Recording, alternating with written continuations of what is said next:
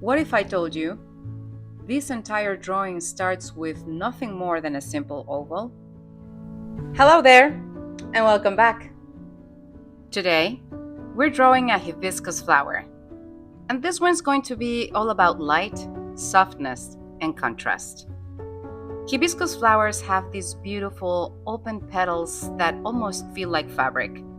So we'll use line weight, white space, and cross-hatching to create a drawing that feels bright, delicate, and full of life. By the end of this video, you'll have a complete hibiscus illustration, but more importantly, you'll understand how to sketch loose, organic petals and transform them into a clean pen and ink drawing. As always, I'm going to begin with a very simple shape.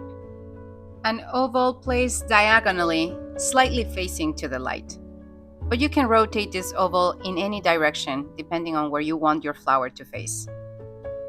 Now I'm just dividing the oval into 5 sections using curved lines coming from the center.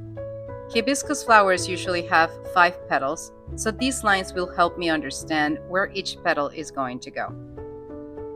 Now, as you can see, I started shaping each petal around those guidelines. Think of the petals almost like pieces of soft fabric.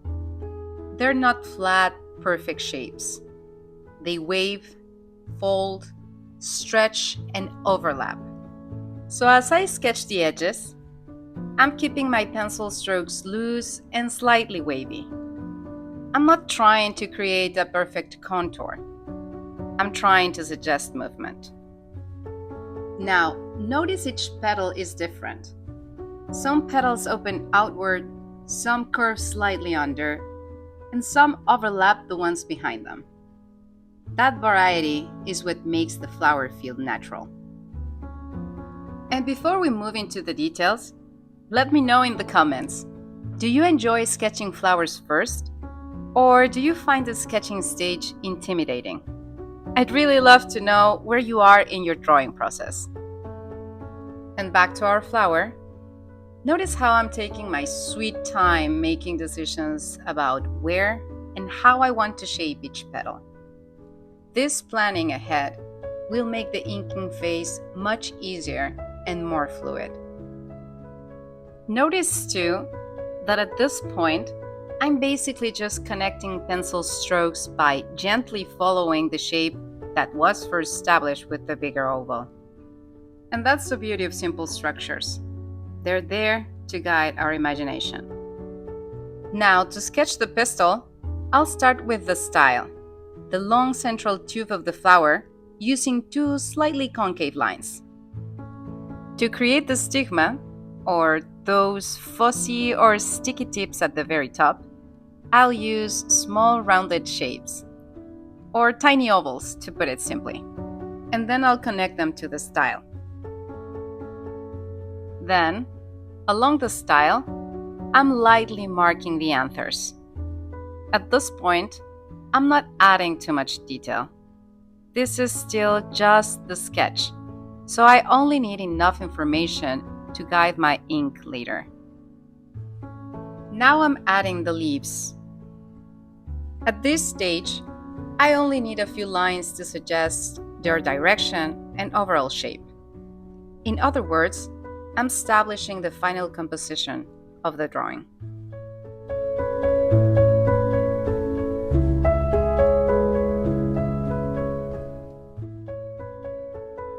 And now, I'm ready to start outlining with my Micron 01. For the flower, I want to keep the lines delicate because I want this hibiscus to feel full of light. My light source is coming mostly from the upper left, so I'm going to keep the left-facing areas lighter and more open. In some places, I'll even skip the line a little bit, barely touching the paper, so the edge feels bright and soft. Now, I'm switching to a Micron 05 to outline the leaves. Because the leaves will be darker, I can use a bolder line here.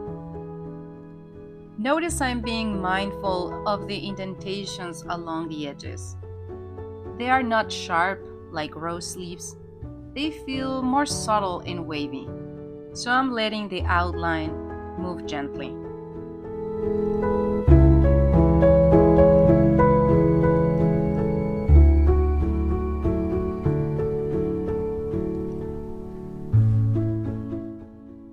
Then, I'm going to start marking the main veins. And these veins are very important because they will help me organize the direction of the hatching later on.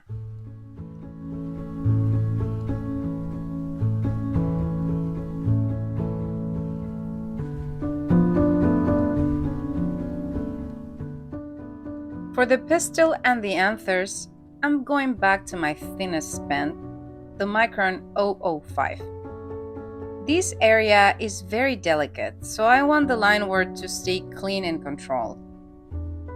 I'm adding just a little more detail to the anthers, but still keeping it simple, because later, when I darken the center of the flower, I'll be working carefully around these tiny gaps. You could use a white gel pen at the end to bring back some highlights if you want, but for this drawing, I'm choosing to work only with black microns. And if you enjoy calm, detailed pen and ink flower tutorials like this, don't forget to subscribe. I'm building this channel as a place where we can slow down, observe flowers closely, and learn how to draw them one line at a time. And back to our flower. Notice how the sketch we created is making the inking process feel more fluid, relaxing, and ultimately more enjoyable. Sketching, for me, is an investment in the freedom I'll have later during the inking or painting phase. And now, I decided to add a little more contrast and texture to the petals. So I'm sketching a darker area in the center of the hibiscus. Now, the outline is done and the drawing is ready for texture and volume. I'm starting with the petals. For this hibiscus, I want a lot of white space. So I'm adding my lines very lightly, mostly in the shadow areas. Moving on, I'll be placing the lines where the petals fold, where they overlap, and where they move into the center. I'll keep my lines clean and intentional, usually moving from the outer part of the petal inward towards the center. But notice that I'm not always touching the edge. I'm leaving small spaces open so the eye completes the shape. This helps the flower feel brighter and softer. The goal is not to fill the petals. The goal is to describe the form with just enough information. And while I work on this part, let's talk a little bit more about sketching. Since the beginning of my journey drawing flowers, sketching has been a fundamental part of my process. Not because I feel I can't simply grab a pen and draw directly with ink over paper. After all these years, I certainly can, but because of how much easier, more enjoyable, and more intentional it makes the entire drawing process. As I mentioned before, sketching is an investment in freedom. By taking the time to understand the structure, composition, and movement of a subject beforehand, I can approach the next stages with more confidence and less hesitation. Some people may think sketching is a waste of time or a sign of insecurity, but some of the greatest artists in history would probably disagree. Masters like Leonardo da Vinci and Michelangelo filled pages with sketches as they studied, explored ideas, and prepared for their most ambitious works. Those sketches weren't signs of insecurity. They were signs of curiosity. They were a way to observe more deeply, understand more clearly, and continuously improve. That's one of the reasons I believe sketching is such a valuable part of the artistic journey. Another thing is, I think we sometimes expect our sketches to look confident and refined from the very first line. But sketching is, by nature, an exploratory process. It's a space where we observe, make adjustments, and gradually discover the shapes we're trying to understand. You can build a form with light strokes, revise your proportions, and search for the right contour. That's not a sign of uncertainty, it's part of the process. What matters is not whether every pencil line is perfect. What matters is that each line helps you better understand your subject and move the drawing forward. Now, I'm going to add the dark texture in the center. I want this area to feel almost like a smaller flower inside the flower. I want to create a strong focal point that pulls the eye toward the middle. And because I already took the time to sketch this area, the inking becomes much more intuitive. I'll simply follow the shape of this smaller flower with dark, bold lines, gradually building density and contrast. This darker center will act as an anchor for the composition, drawing the eye inward before allowing it to travel back through the petals and leaves. You can make this center softer, with little dots or spots, because hibiscus flowers have so many beautiful variations. For this version, I'm going for a stronger contrast, so I'm using heavier line weight with my Micron 05. And talking a little bit more about sketching, I would say that to me, sketching is not limiting. It's actually very freeing. Having a simple structure, like that first oval we used today, gives you a place to begin. And once you have that, the blank page feels a little less intimidating. And back to our flower, we've arrived at the tiny details where we'll be filling the gaps between the anthers and the dark texture below. Here, you'll definitely want to slow down and be mindful of the lines that define each little anther. You can actually see me carefully working around them, delicately filling the small spaces in between. Now, I'm moving into the leaves. But before I start inking them fully, I'm lightly marking the areas of light with pencil. Then, I'm using my Micron 08 to build the deepest shadow areas. The leaves are where I want the strongest contrast in this drawing, so I'm letting them become much darker than the petals. I'm going to be using cross-hatching to build volume, especially around the base of the leaves and the areas hidden behind the flower.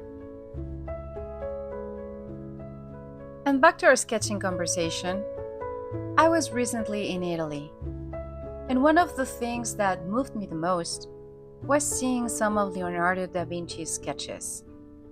They are full of searching lines, movement, emotion, and curiosity. They remind me that drawing is not about being a machine or getting everything perfect on the first try. It's about observing, exploring, adjusting, and continuing. Those sketches feel alive because they reveal the artist's thinking process. They show the questions, the discoveries, and the decisions being made along the way. Now, back to our leaf. Notice how, in the areas where the light is hitting the most, I've switched back to my Micron 02. By varying the line weight, we're creating the illusion of light without actually adding any color. The thinner lines feel lighter and more delicate, while the thicker lines naturally recede into shadow. This contrast helps create depth and volume, making the leaf feel more three-dimensional while still preserving those bright highlights. And as you can notice, I'm always respecting the veins I already marked. The hatching should support the direction of the leaf, not fight against it.